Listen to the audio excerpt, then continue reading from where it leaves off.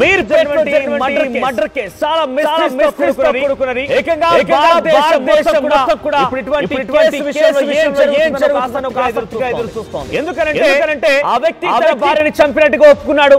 చంపేసి ముక్కలు ముక్కలుగా చేసి ఆ ముక్కలన్నింటి కూడా ఉడికించి పొడిగా చేసి చెరువులో పడేసినట్టుగా కూడా పోలీసుల ముందు ఒప్పుకున్నాడు.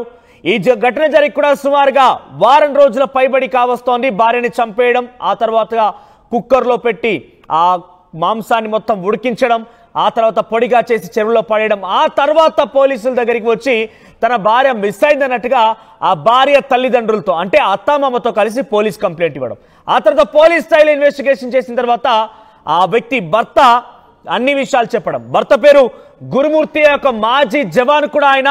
ప్రస్తుతం ఆయన పోలీసులకి చుక్కలు చూపిస్తున్నాడు.